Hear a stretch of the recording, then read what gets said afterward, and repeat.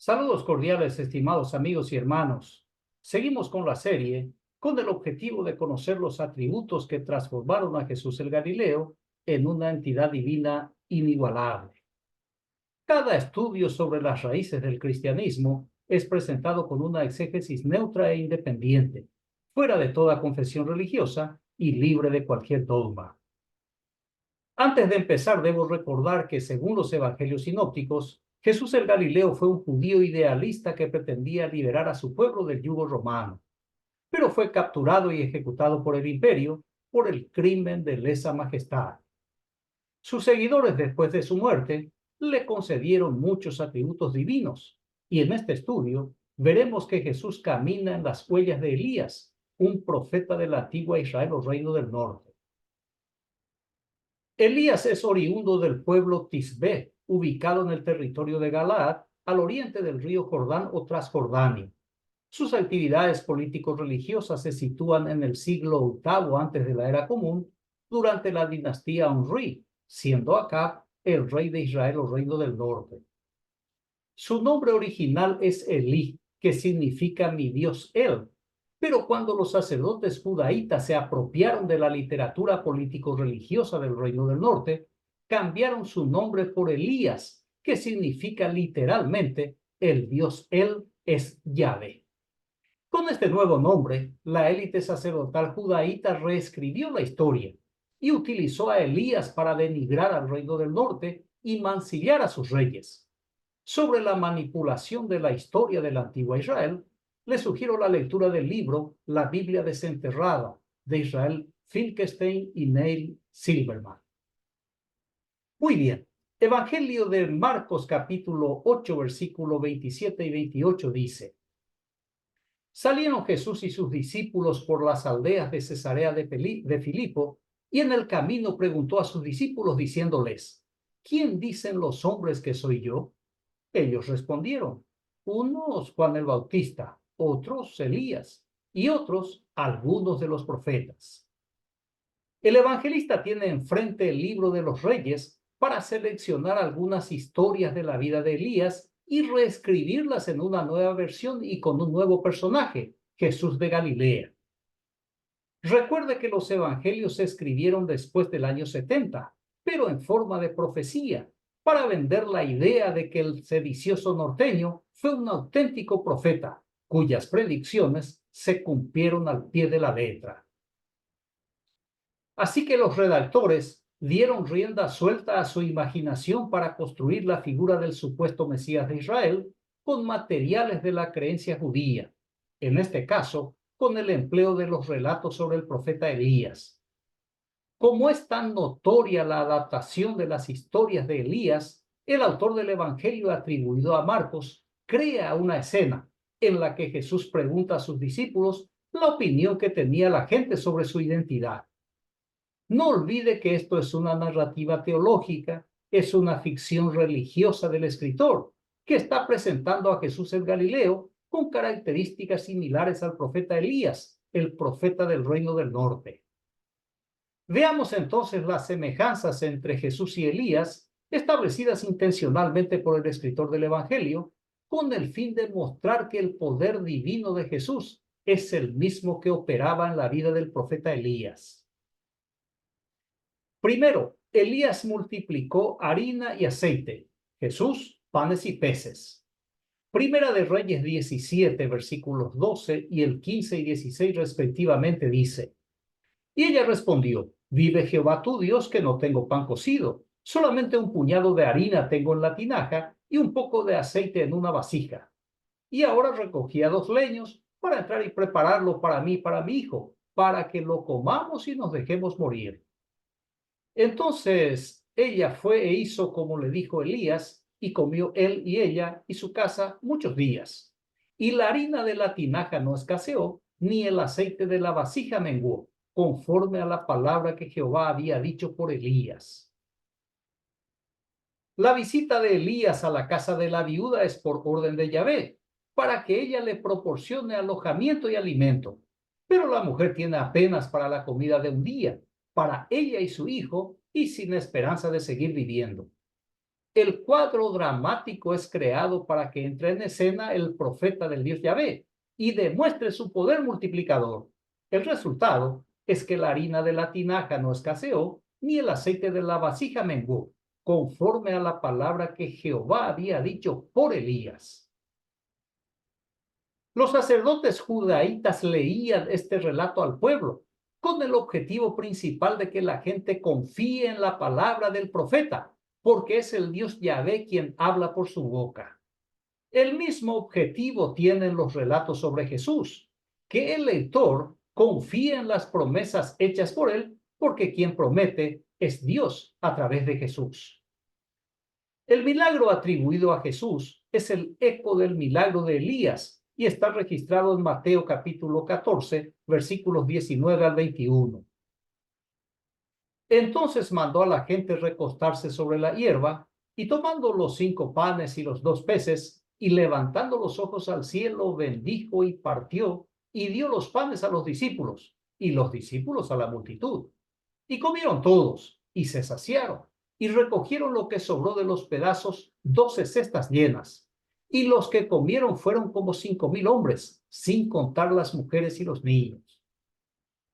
Con este milagro, Jesús le ganó por goleada a Elías, porque comieron 5,000 hombres, sin contar a las mujeres ni a los niños que también comieron. Sin lugar a duda, Jesús es el campeón en el milagro de la multiplicación de comida rápida y precursor del fast food.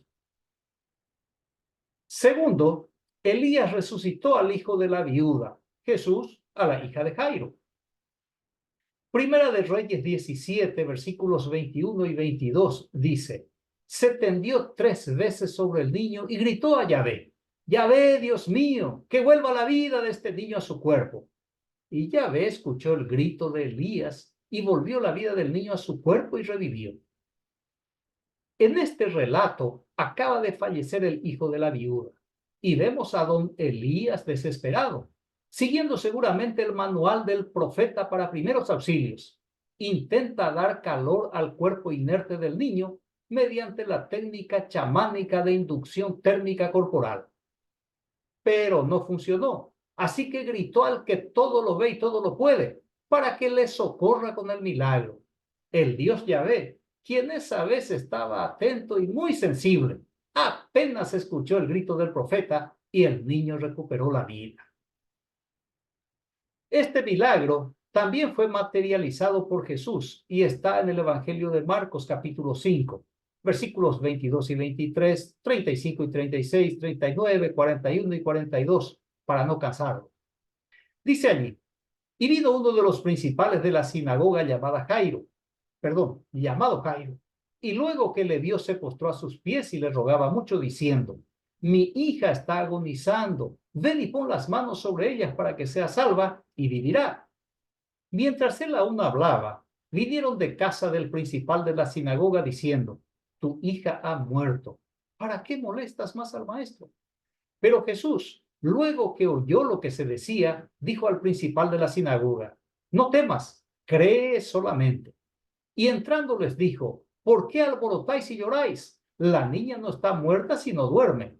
Y tomando la mano de la niña le dijo: Talita cumi, que traducido es niña, a ti te digo, levántate. Y luego la niña se levantó y andaba, pues tenía 12 años, y se espantaron grandemente. El principal de la sinagoga se postró ante el dios romano y le rogó bastante para que sanara y salvara a su moribunda hija. Pero Jesús, a diferencia de Elías, no le dijo nada a don Jairo, porque el redactor espera que muera la adolescente para que entonces hable Jesús y haga el milagro. En ese interín, una mujer con flujo de sangre tocó el manto de Jesús y se sanó. Y eso sí que alarmó a Jesús, porque sin su autorización salió de él un poder sanador. El poder del manto de Jesús es igual al de Elías, como veremos ya enseguida. En eso le informaron a Jairo que su hija falleció y que por tanto dejara de molestar al milagrero. Y es allí cuando interviene el héroe de la narrativa para tranquilizar a Jairo con la mejor herramienta de la religión, la fe. Le dijo: que solo crea, que no tenga miedo. A diferencia de Elías, que estaba solo con la viuda y el niño en una casa, Jesús se movía en medio de la multitud y movía a la multitud. Así que entró en la casa de Jairo y dijo que la niña duerme, que no está muerta, y que dejaran de llorar y de hacer alboroto.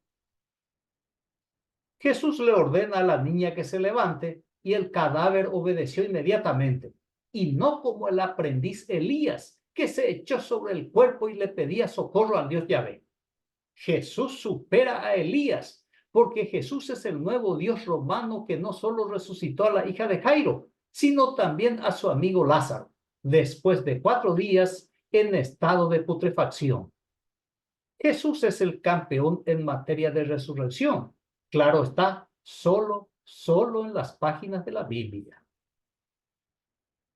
Tercero, el manto de Elías separó las aguas. Jesús caminó sobre las aguas. Segunda de Reyes capítulo 2, versículo 14 dice, tomó el manto que había caído de las espaldas de Elías y golpeó las aguas, pero éstas no se separaron. Dijo entonces, ¿dónde está Yahvé, el Dios de Elías? Golpeó otra vez las aguas que se separaron a un lado y a otro, y Eliseo pasó sobre terreno seco. El manto milagroso por sí solo no funciona. Necesita la invocación al Dios Yahvé. Pero el manto de Jesús opera solo y en automático, porque la mujer tocó su manto y se sanó. Eliseo tomó el manto mágico del chamán Elías y pronunció la palabra mágica Yahvé, y se produjo el milagro. El río Jordán se secó y don Eliseo cruzó sobre un terreno seco. Con este prodigio, Eliseo superó a Moisés, que con su vara mágica y Yahvé, sabemos hoy que apenas pudo abrir un arroyo de cañas y no el Mar Rojo, como dice la propaganda. Pero espere, porque Jesús supera a todos ellos juntos, a Elías, Eliseo y Moisés. Veamos Marcos capítulo 6, versículos 46 al 48. Y después que los hubo despedido, se fue al monte a orar. Y al venir la noche, la barca estaba en medio del mar y él solo en tierra. Y viéndolos remar con fatiga, porque el viento les era contrario, cerca de la 4ª vigilia de la noche vino a ellos andando sobre el mar y quería adelantárseles.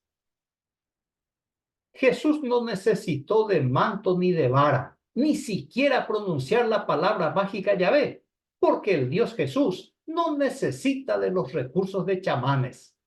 Marcos le presenta a Jesús como un Dios autónomo y poderoso, un Dios que solo existe en la Biblia cristiana, en cuyas páginas Jesús es insuperable e imbatible. Jesús es un Dios romano inigualable.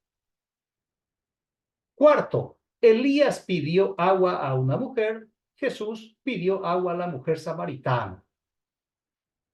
Primera de Reyes 17:10 dice, entonces él se levantó y se fue a Sarepta, y cuando llegó a la puerta de la ciudad, he aquí una mujer viuda que estaba allí recogiendo leña, y él la llamó y le dijo, te ruego que me traigas un poco de agua en un vaso para que beba. Para beber, Elías ruega a la mujer que le traiga un vaso de agua. Y Jesús en Juan 4:7 dice, vino una mujer de Samaria a sacar agua. Y Jesús le dijo, dame de beber. El profeta Elías le rogó a la viuda, pero el Dios Jesús no está para rogar a nadie, sino que ordena directamente a la mujer samaritana. Le dice, dame. Así actúan los dioses en la literatura religiosa y en la mitológica. Por eso el Dios Jesús nunca pide por favor, sino que ordena o manda. Para rogar están sus seguidores. Quinto, Elías hacía la voluntad de Dios, Jesús también. Primera de Reyes 18, versículos 1 y 2 dice, pasado muchos días vino palabra de Jehová a Elías en el 3er año diciendo, ve, muéstrate a Acab, y yo haré llover sobre la faz de la tierra. Fue pues Elías a mostrarse a Acab, y el hambre era grave en Samaria.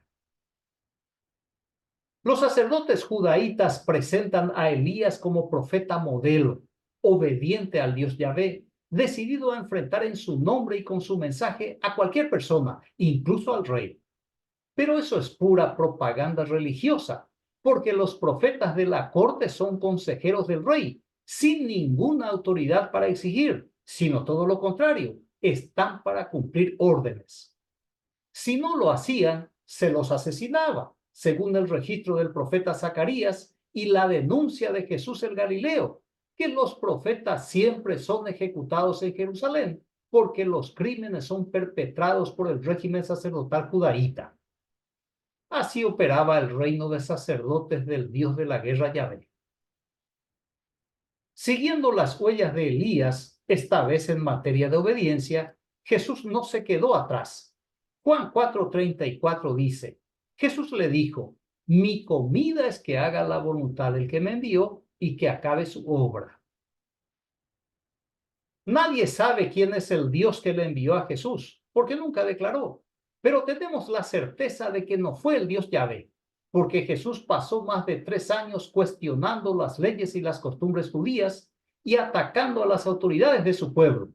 Por la actitud de Jesús, queda claro que el Dios Yahvé no le caía en gracia.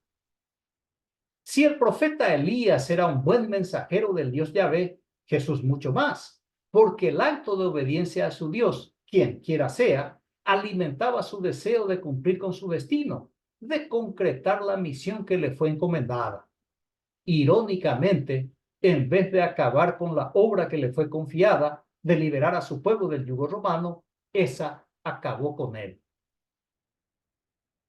Sexto, Elías pasó 40 días sin comer en el desierto. Jesús también.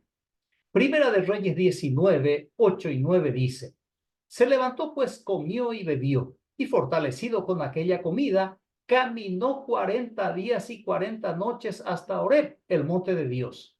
Y allí se metió en una cueva donde pasó la noche, y vino a él palabra de Jehová, el cual le dijo, ¿qué haces aquí, Elías? El profeta Elías, después de su última ingesta, caminó 40 días y 40 noches sin descansar ni comer.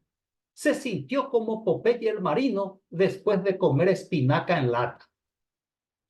Mateo capítulo 4, versículos 1 y 2 dice, entonces Jesús fue llevado por el Espíritu al desierto para ser tentado por el diablo.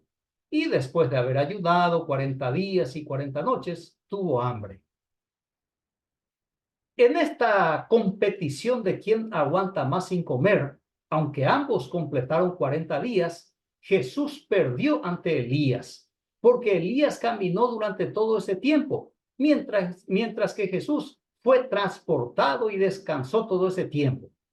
Además, Elías fue al monte de Dios donde se encontró con Yahvé, mientras que Jesús fue al desierto a encontrarse con el diablo. De cualquier manera, estamos comprobando que los evangelistas ponen a caminar a Jesús siguiendo las huellas del profeta Elías. Séptimo, Elías se enfrentó a las autoridades, Jesús también. Primera de Reyes 18, versículos 17 y 18 dice, cuando Acab vio a Elías le dijo, ¿eres tú el que turbas a Israel? Y él respondió, yo no he turbado a Israel, sino tú y la casa de tu padre, dejando los mandamientos de Jehová y siguiendo a los Baales. Este es un relato político religioso creado por los sacerdotes judaítas después de la caída del Reino del Norte, para desprestigiar a sus reyes acusándoles de idolatría y promover la idea de que la caída de Israel se debió al abandono de Yahvé. Por supuesto que es una mentira, porque Yahvé nunca fue el Dios oficial de la antigua Israel, sino solo de Judea, y recién en la fase posexílica. Y que Elías haya enfrentado al rey Acab es otra falacia, porque ningún profeta quedaba vivo después de cuestionar al rey o al sumo sacerdote. Marcos capítulo 11, versículos 27 al 29 dice, volvieron entonces a Jerusalén y andando él por el templo, vinieron a él los principales sacerdotes, los escribas y los ancianos, y le dijeron, ¿con qué autoridad haces estas cosas? ¿Y quién te dio autoridad para hacer estas cosas? Jesús respondiendo les dijo, os haré yo también una pregunta, respondedme, y os diré con qué autoridad hago estas cosas. Al igual que Elías, Jesús el Galileo se enfrentó a las autoridades, con la diferencia de que Elías fue al encuentro del líder, mientras que Jesús eran los mensajeros de las autoridades judaítas quienes iban junto a él. Marcos presenta a Jesús el Galileo como un protagonista político importante, a tal punto que vinieron a él los principales sacerdotes, los escribas y los ancianos. Pero al igual que la narrativa de Elías, la de Jesús es también artificial, es ficcional, porque a un agitador solo se le busca para capturarlo y procesarle, como había ocurrido con el aspirante a Mesías de Israel, Jesús el Galileo. Pero esta realidad no le interesa al autor del Evangelio, quien está empeñado en construir la imagen de Jesús el Galileo de forma semejante a la figura del profeta Elías. Octavo, Elías pidió fuego del cielo, los discípulos de Jesús también. Segunda de Reyes 1:10 dice que Elías respondió al jefe de los 50, si efectivamente soy un hombre de Dios, descienda fuego del cielo y te consuma a ti y a tus 50 hombres. Descendió fuego del cielo que lo consumió a él y a sus 50 hombres. Este relato legendario, y solo aparece en la Biblia hebrea, es una propaganda religiosa que busca legitimar la función del profeta de Yahvé, a quien había que respetarlo, porque si le pide algo a Yahvé, incluso que descienda fuego del cielo, Yahvé oye a su mensajero y le concede su pedido. Pero Elías nunca fue profeta de Yahvé, sino del Dios El. De allí su nombre Elí, que significa mi Dios El. Pero los sacerdotes judaítas cambiaron por Elías, que significa el Dios Él es Yahvé. El cambio de nombre es una burla, igual que el fuego que incineró a 50 personas. Son narrativas para amedrentar y controlar a la población campesina, analfabeta y supersticiosa. Lucas capítulo 9, versículos 54 al 56 dice, viendo esto sus discípulos Jacobo y Juan, dijeron, Señor, ¿quieres que mandemos que descienda fuego del cielo como hizo Elías y los consuma? Entonces volviéndose, él los reprendió diciendo, vosotros no sabéis de qué espíritu sois, porque el Hijo del Hombre no ha venido para perder las almas de los hombres, sino para salvarlas. Y se fueron a otra aldea. El profeta Elías pidió a Yahvé que mandara fuego, pero en este relato son los discípulos de Jesús quienes le piden autorización al Dios Galileo para incendiar a unos samaritanos que se negaron a recibir a su maestro. La pregunta es clara. ¿Quieres que mandemos que descienda fuego del cielo como hizo Elías y los consuma? Si quieres, lo hacemos. Jesús les reprendió por la intención incendiaria y luego justificó su reacción diciendo que él no vino para perder las almas de los hombres, sino vino para salvarlas. Jesús impidió a sus inflamables discípulos que incineraran a unos samaritanos. Pero en Lucas 12:49 dice Jesús, he venido a arrojar un fuego sobre la tierra y cuánto desearía que ya hubiera aprendido. Jesús les mintió a sus discípulos diciéndoles que vino para salvar, porque aquí aclara que vino a arrojar fuego sobre la tierra y que estaba ansioso para empezar a incendiarlo. El profeta Elías pidió al Dios Yahvé para que mandara fuego.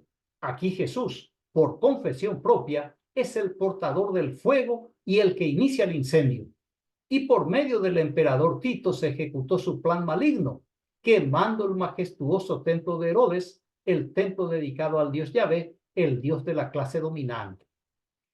En materia de incendio divino, Jesús superó al profeta Elías. Noveno, Elías fue arrebatado al cielo, Jesús también. Segunda de Reyes capítulo 2, versículo 11, leemos que aconteció que yendo ellos y hablando, he aquí un carro de fuego con caballos de fuego apartó a los dos, y Elías subió al cielo en un torbellino. Elías fue arrebatado al cielo en un carro de fuego, y el único testigo fue su discípulo Eliseo. Jesús, en cambio, y según Lucas, fue arrebatado en las nubes delante de sus apóstoles. Lucas capítulo 24, versículos 50 y 51 dice, los sacó fuera hasta Betania y alzando sus manos los bendijo. Y aconteció que bendiciéndolos, se separó de ellos y fue llevado arriba al cielo. Lo concreto es que ambos fueron arrebatados, y como siempre, son unos pocos los que presenciaron. Así que el resto, o mejor dicho, al resto de la gente, solo le queda creer el cuento. Finalmente, los redactores de los evangelios sinópticos lograron el mayor milagro, que Jesús y Elías se encontraran en el túnel del tiempo y charlaran un poco. Mateo capítulo 17, versículos 1 al 3, dice lo siguiente. 6 días después, Jesús tomó a Pedro, a Jacobo y a Juan su hermano, y los llevó aparte a un monte alto, y se transfiguró delante de ellos, y resplandeció su rostro como el sol, y sus vestidos se hicieron blancos como la luz. Y aquí les aparecieron Moisés y Elías, hablando con él. Pedro, Jacobo y Juan fueron los únicos testigos de este encuentro. Y la única pregunta que debemos hacer es cómo reconocieron a Moisés y Elías, puesto que no existían retratos o fotos de ambos. Esto es la magia de la religión y de la literatura religiosa. Para terminar, voy a leer el texto con el que comenzamos este estudio. Marcos capítulo 8, versículos 27 y 28. Salieron Jesús y sus discípulos por las aldeas de Cesarea de Filipo, y en el camino preguntó a sus discípulos diciéndoles, ¿quién dicen los hombres que soy yo? Ellos respondieron, unos Juan el Bautista, otros Elías y otros algunos de los profetas.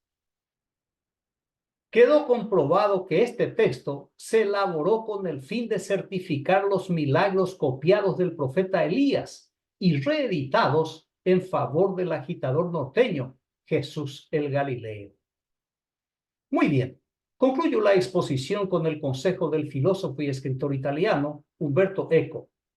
Huye de los profetas y de los que están dispuestos a morir por la verdad, porque suelen provocar también la muerte de muchos otros, a menudo antes que la propia y a veces en lugar de la propia. Agradezco su amable atención, reciba un fraterno abrazo y hasta el próximo estudio. Gracias.